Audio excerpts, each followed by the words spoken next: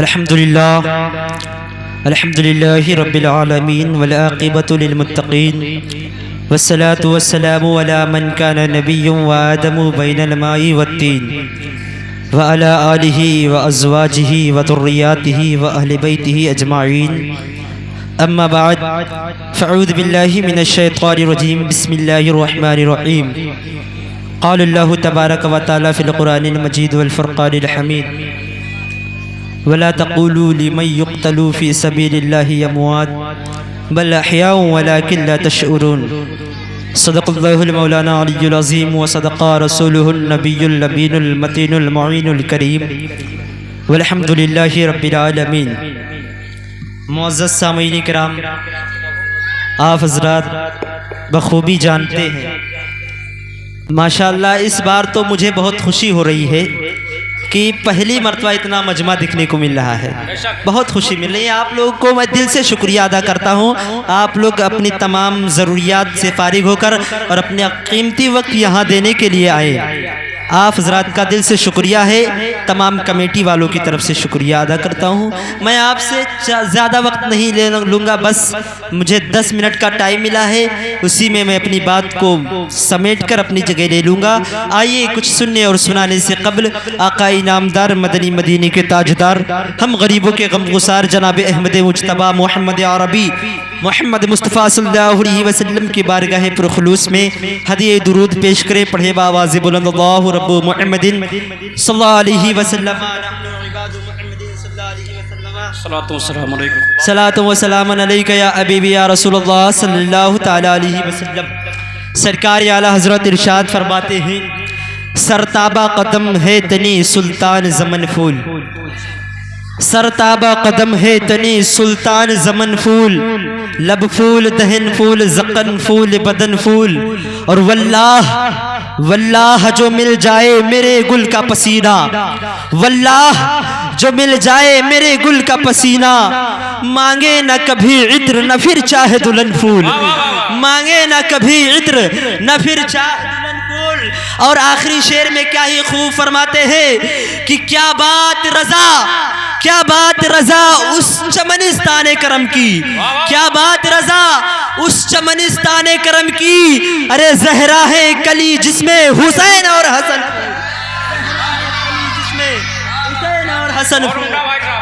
زہرا ہے کلی جس میں حسین اور حسن پھول، کیا بات رضا اس چمنستان کرم کی، زہرا ہے کلی جس میں حسین اور حسن پھول۔ اور شاعر لکھتا ہے کہ شاہ است حسین بادشاہ است حسین، دین است حسین دین پناہ است حسین، سرداد نداد دست در دست یزید، حقا کی بنا لا الہ ہست حسین، حقا کی بنا لا الہ ہست حسین۔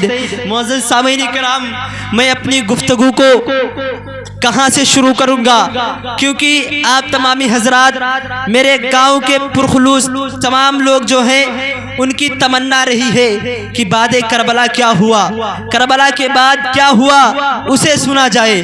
میں مختصر انداز میں تھوڑی باتوں میں زیادہ بتا کر چلا جاؤں گا، آپ حضرات سنیے گا۔ آپ لوگوں کو سننا ہے تو اگر سننا ہو تو پہلے اپنے ہاتھوں کو بلند کرے، بولے لبیک یا حسین، لبیک یا حسین۔ معزز سامعین اکرام، شاعر جو کہتا ہے نا شاہ است حسین بادشاہ است حسین، میں اس کا مطلب بتا کر اپنی ٹاپک کی طرف آتا ہوں۔ شاعر کہتا ہے کہ شاہ است حسین بادشاہ است حسین، دین است حسین دین پناہ است حسین، یعنی کہ آقا حسین رضی اللہ تعالی عنہ جو ہیں وہ شاہ ہیں اور بادشاہوں کے بادشاہ بھی ہیں۔ دین است حسین دین پناہ است حسین، آقا حسین دین بھی ہیں اور دین کی پناہ بھی ہیں، اور سرداد نداد دست در دست یزید، آقا حسین نے اپنے سر مبارکہ کو میدان کربلا میں نبی کی امت کے لیے تو قربان کر دیا، آقا حسین نے اپنے پورے کنبے کو میدان کربلا میں کٹا دیا، آقا حسین نے اپنے اپنے بچے کی جوانی کو میدان کربلا میں کٹا دیا، لیکن آقا حسین نے نانا کی شریعت کا سودا نہیں کیا، نانا کی شریعت پر آنچ نہ آنے دی۔ آقا حسین نے نانا کی شریعت کو بچایا ہے، اسی لیے شاعر کہتا ہے شاہ است حسین، بادشاہ است حسین، دین است حسین، دین پناہ است حسین، اور سرداد نداد دست در دست یزید، حقا کی بنائے لا الہ است حسین، واہ واہ واہ واہ واہ، زندہ باد لا الہ است حسین۔ یعنی کہ آقا حسین نے اپنے سروں کو تو دے دیا، لیکن آقا حسین نے اپنے نانا کی شریعت کو نہیں جانے دیا۔ اور حقیقت تو یہی ہے کہ آقا حسین رضی اللہ تعالی عنہ لا الہ الا اللہ یعنی کلمہ طیبہ کی بنیاد ہے۔ معزز سامعین کرام، میں اپنی ٹاپک کی طرف آتا ہوں۔ جب میدان کربلا میں تمام لوگوں کو یزید پلید کے لشکروں نے قتل کر دیا، آقا حسین کو شہید کر دیا۔ آپ کو شہید کرنے کے بعد اب جب ان لوگوں نے آپ کو شہید کر دیا تو اب آقا حسین کے شہادت کے بعد اب یزیدیوں کے لشکر کی طرف سے لوگ آتے ہیں اور آقا حسین کے جو خیمے تھے ان خیموں کو اجاڑ دیتے ہیں۔ کچھ تاریخوں میں ملتا ہے کہ آپ کے خیموں کو بھی جلا دیا جاتا ہے، آقا حسین کے خیموں کو جلا دیا جاتا ہے۔ وہاں پر خواتینیں بھی تھی، وہاں پر حضرت زینب جیسی شخصیت بھی تھی، حضرت سکینہ جیسی شخصیت بھی تھی، حضرت شیروانو جیسی شخصیت بھی تھی۔ میرے ملت کے نوجوانوں سنو، اتنا ظلم اٹھایا گیا، میری ماں اور بہنیں غور سے سنیں، اتنا ظلم برپا کیا گیا، لیکن بی بی زینب کی دیکھو، بی بی زینب کے پردے کو دیکھو، آپ پہ اوپر اتنا ظلم اٹھایا گیا، لیکن آپ نے اپنے پردے کو نہیں ہٹایا، آپ نے اپنی حجاب کو نہیں ہٹایا۔ میں اپنی ماں اور بہنوں سے کہنا چاہتا ہوں، آپ سیدہ زینب کی زندگی کو پڑھا کریں، سیدہ سکینہ کی زندگی کو پڑھا کریں۔ آپ اگر ان کی زندگیوں کو پڑھیں گی تو آپ کو پتا چلے گا کتنی قربانیوں کے بعد انہوں نے نانا کی شریعت کی حفاظت کی ہے۔ میرے ملت کے نوجوانوں، میں عرض کر رہا تھا، آپ کے خیموں کو جلا دیا جاتا ہے اور آپ کے خیموں کو جلانے کے بعد لشکر نے اعلان کرتا ہے، یعنی کہ یزیدی لشکر کی طرف سے آواز آتی ہے، اے خواتین آگے آ جاؤ، اے حسین والو آگے آ جاؤ۔ آقا حسین کے تمام ساتھیوں کو اب آگے بلایا جاتا ہے، بلانے کے بعد تمام کو بیڑی پہنا دی جاتی ہے، سبوں کو ہتھکڑیاں پہنا دی جاتی ہے، قید کر لیا جاتا ہے۔ میرے ملت کے نوجوانوں، آقا حسین کے خاندان کو قید کیا جا رہا ہے۔ ارے وہ کیسا خاندان ہے جن کے بارے میں نبی نے فرمایا ہے کہ اللہ تبارک و تعالیٰ تو یہی چاہتا ہے کہ ان سے تمام برائیوں کو دور کر دیا جائے۔ اے میرے ملت کے نوجوانوں، آقا حسین کے خاندان کو قید کر لیا جاتا ہے، اس کے بعد کوفہ کی طرف لے جایا جاتا ہے۔ اے میرے ملت کے نوجوانوں، یہاں پر مجھے ایک واقعہ اور یاد آتا ہے۔ وہ کون سا واقعہ ہے؟ حضرت شیرین رضی اللہ تعالی عنہا کا ہے۔ حضرت شیرین جو ہے نا، وہ حضرت امام حسین کی جو خادمہ ہے اور حضرت فاطمہ الزہرا کی بھی خادمہ رہ چکی ہے، حضرت حسین کے کنیزی ہے اور حضرت فاطمہ الزہرا کی وہ خادمہ رہ چکی ہے۔ حضرت شیرین جب بزرگ ہو جاتی ہے، بڑھاپے کی منزل کو پہنچ جاتی ہے، حضرت امام حسین فرماتے ہیں، بی بی شیرین تمہیں میں آزاد کرتا ہوں، تم جاؤ، میں نے تم کو آزاد کر دیا۔ حضرت شیرین نے اب آقا حسین رضی اللہ تعالیٰ عنہ سے عرض کیا، اے آقا مجھے آزاد مت کیجئے، میں تو پوری زندگی آپ کی بارگاہ میں لٹانا چاہتی ہوں۔ حضرت شیرین نے کہا، آقا مجھے آزاد مت کیجئے۔ حضرت حسین نے فرمایا، اے شیرین بی بی سنو، تم بزرگ ہو گئی ہو، چاہو تم اپنا کہیں گھر بنا لو اور اچھے سے زندگی گزارو۔ حضرت شیرین رضی اللہ تعالیٰ عنہ بات مانتی ہے، لیکن عرض کرتی ہے، آقا حسین میری ایک شرط ہے، میری شرط مانیں گے پھر میں آزاد ہوں گی۔ حضرت شیرین کہتی ہے، میری شرط یہ ہے کہ آپ مجھے آزاد کرنے کے بعد جب میں اپنا گھر بنا لوں، جب میں اپنا گھر بنانے کے بعد جب اپنا محل بنا لوں تو میری تمنا ہے کہ آپ میرے گھر پر آئے، آپ کا قدم میرے گھر پر ایک بار پڑ جائے۔ آقا حسین فرماتے ہیں، ٹھیک ہے مجھے تمہاری شرط منظور ہے۔ حضرت شیرین فرماتی ہے، یہی شرط نہیں بلکہ اور شرط ہے، میں یہ بھی چاہتی ہوں کہ اپنے خاندان کے ساتھ آئے، وہاں پر زینب بھی رہے، حضرت سکینہ بھی رہے، وہاں پر پورے خاندان والے رہے۔ حضرت حسین فرماتے ہیں، مسکرانے لگتے ہیں اور مسکراہٹ کے ساتھ جواب دیتے ہیں، اے شیرین بی بی سنو، ایسا نہ ہو، کہیں ایسا نہ ہو جائے کہ میں جب تمہارے گھر پر آؤں اور جب تمہارے گھر پر پہنچوں تم مجھے پہچان نہ سکو۔ حضرت امام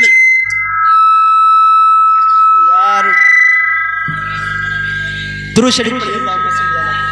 اللهم صل على سيدنا محمد والسلام على رسول الله صلى الله تعالى عليه وسلم۔ بھائی صحیح کر تو بھائی۔ ہلو ہلو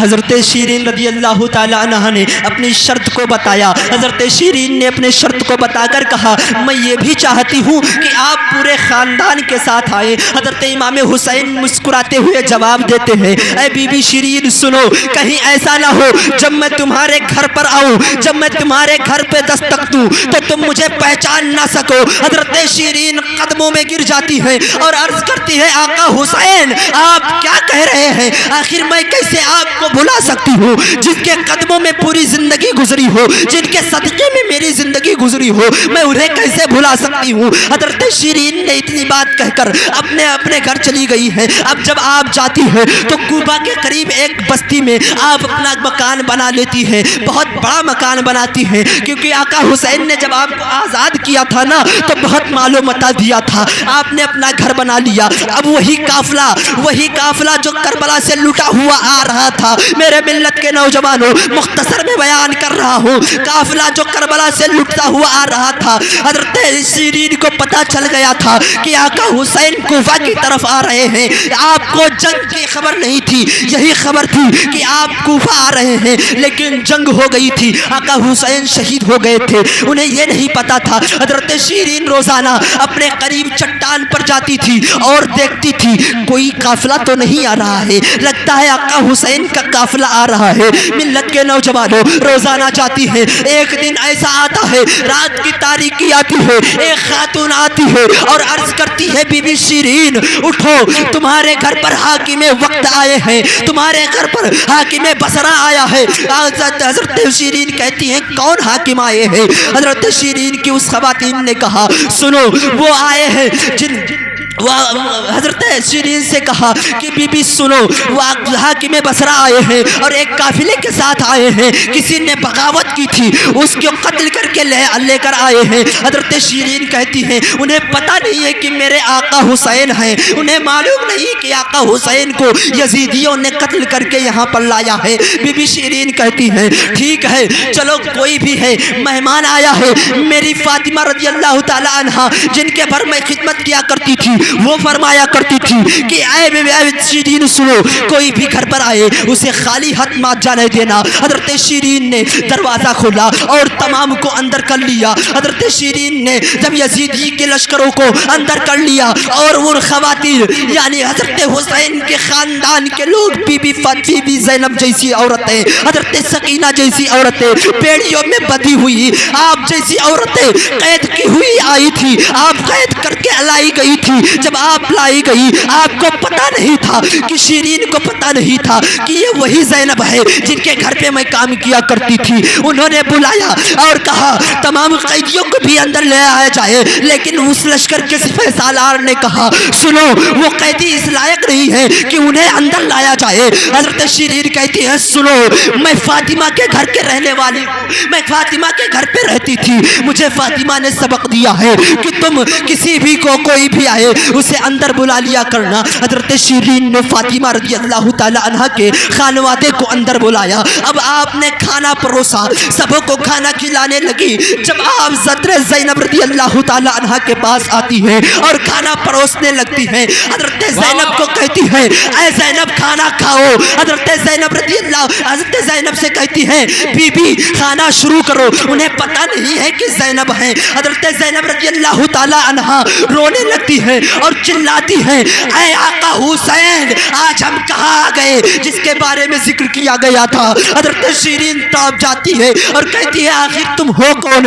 میرے آقا کا نام کیوں لے رہی ہو؟ جس کا تم نام لے رہی ہو نا وہ میرے آقا ہے، وہ میرے آقا ہے، میں ان کی بندی ہوں۔ حضرت شیرین کہتی ہے میں وہ ان کی بندی ہوں۔ حضرت زینب رونے لگتی ہے اور کہتی ہے اے شیرین کیا تمہیں پتہ نہیں بھائی حسین نے تم سے عہد لیا تھا، تم سے کہا تھا کہ اے شیرین میں تمہارے گھر پر آؤں گا اور تم مجھے پہچان نہیں پاؤ گی، میں وہی ہوں، میں زینب ہوں، اور یہ جو اوپر نیزے پہ سر دکھ رہا ہے نا یہ آقا حسین کا سر ہے۔ حضرت شیرین تڑپ جاتی ہیں، تڑپنے کے بعد گش کھا کے گر جاتی ہیں، آپ بے ہوش ہو جاتی ہیں۔ آپ کے بے ہوش ہونے کے بعد آپ کو پانی کا چھاپا مارا جاتا ہے، پھر جگایا جاتا ہے۔ حضرت شیرین پھر اٹھتی ہیں اور کہتی ہے اے مولا حسین، آپ نے کیسی مہمان نوازی کا صلہ دیا ہے، آپ نے کیسے مہمان نوازی کرائی ہے، اے آقا حسین آپ نے مجھے کیسے مہمان نوازی کا موقع عنایت فرمایا ہے۔ حضرت شیرین سے عرض کرتے ہیں،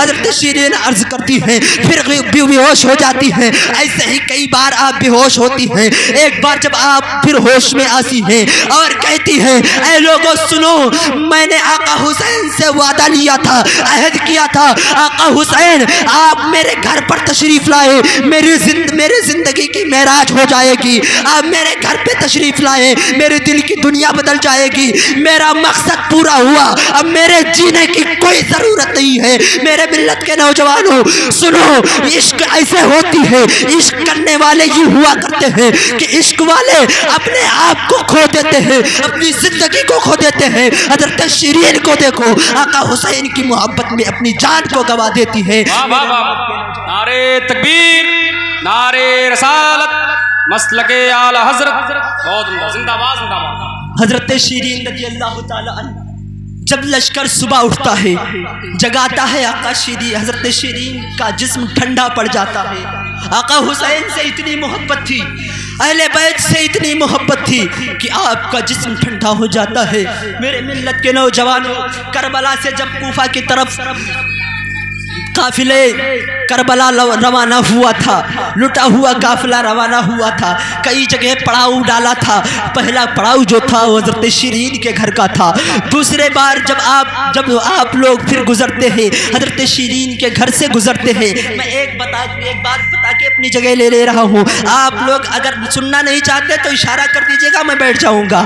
میرے ملت کے نوجوان، حضرت شیرین رضی اللہ تعالی عنہ کے گھر سے جب وہ لوگ آ جاتے ہیں، آپ آنے کے بعد جب رات ہوتی ہے ایک گرجا گھر پڑتا ہے، گرجا گھر کے پاس وہ لشکر ٹھہر جاتا ہے، اور گرجا گھر کے پاس جب ٹھہرتا ہے، کربلا سے واپسی آ رہا ہے، کوفہ کی طرف جا رہا ہے، گرجا گھر کی طرف ٹھہرنے کو چاہا ہے، گرجا گھر کے لوگوں سے اجازت لی، اجازت لینے کے بعد وہاں پر ٹھہر جاتے ہیں۔ وہاں پر ایک راہب نامی شخص تھا جو عیسائی تھا، یعنی حضرت عیسیٰ علیہ السلام کے ماننے والے تھے وہ لوگ۔ انہوں نے جب داستان کربلا سنا، کربلا کے واقعات کو سنا، تو حضرت امام حسین کے واقعات کو سنا۔ حضرت امام حسین کے واقعات کو سننے کے بعد وہ کہتا ہے آخر یہ کیسے لوگ ہیں، اپنے نبی کے گھر والوں کو قتل کر دے رہے ہیں، اپنے نبی کے گھر والوں کو مار دے رہے ہیں۔ میرے ملت کے نوجوانوں، حضرت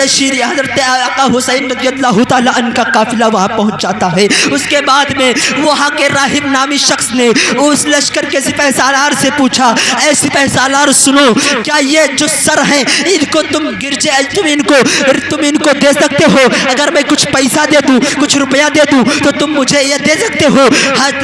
جب حضرت امام حسین کے سر کو انہوں نے لے لیا، یعنی راہب نامی شخص نے لے لیا، آقا حسین کے سر کو لیتا ہے، اور سر کو لینے کے بعد اس نے اپنے گھر پہ لایا۔ اپنے گھر پہ لانے کے بعد آقا حسین کے سر مبارک سے مٹی کو ہٹائی، مٹی کو ہٹانے کے بعد جو خون لگے ہوئے تھے انہیں دھویا، صاف کیا، شفاف کیا، اس کے بعد میں عطر سے معطر کیا اور رکھ دیتا ہے، اور رکھنے کے بعد آقا حسین کے چہرے کی زیارت کر رہا ہے، زیارت کرتے کرتے دیکھتا ہے اور اپنی کتابوں سے ملا رہا ہے، اس کی جو پرانی کتابیں تھی اس سے ملا رہا ہے، کہہ رہا ہے یقیناً یہ کوئی عام آدمی نہیں تھا، یقیناً یہ کوئی چھوٹا معمولی آدمی نہیں تھا، یہ وہی شخص ہے جس کے بارے میں میرے بڑوں نے بتایا تھا کہ آخری نبی ہوں گے، ان کا نواسا ہوگا، وہ اس کو ظلم کے طور پر قتل کر دیا جائے گا، اس کو ظلماً قتل کیا جائے گا، وہ وہی ہے، یہ وہی ہے۔ حضرت امام حسین کے سر کو دیکھتے دیکھتے اس کے دل کی دنیا بدل جاتی ہے اور وہ مشرف اسلام ہو جاتا ہے۔ میرے ملت کے نوجوانوں، اسی لیے تو کسی شاعر نے کیا خوب ہی کہا ہے، قتل حسین اصل میں مرگ یزید ہے، اسلام اسلام زندہ ہوتا ہے. ہر کربلا کے بعد آقا حسین کی ذات یہ ہے کہ آپ شہید ہو گئے ہیں, اسلام کو بڑھا رہے ہیں, اسلام کو آگے پھیلا رہے ہیں, اسلام کی ترقی کر رہے ہیں. میرے ملت کے نوجوانوں, میں نے تو بہت کچھ سوچا تھا آج بتانے کے لیے, لیکن وقت بہت کم ہے. آپ حضرات ابھی بڑے بڑے علماء کرام سے سماعت کریں گے, میرا وقت زیادہ ہو گیا ہے. میں آپ حضرات سے معذرت خواہ ہوں اور میں گفتگو یہیں پر سمیٹ رہا ہوں. رب قدیر کی بارگاہ میں دعا ہے, میرے مولا میرے بولنے میں لفظاً سہون جو غلطیاں ہوئی ہوں اسے درگزر فرما. ان تمام حضرات کو میں گواہ بنا کے توبہ کرتا ہوں. استغفر اللہ ربی من کل ذنب واتوب الیہ, استغفر اللہ ربی من کل ذنب واتوب الیہ, وآخر الدعوانا الحمد للہ رب العالمین.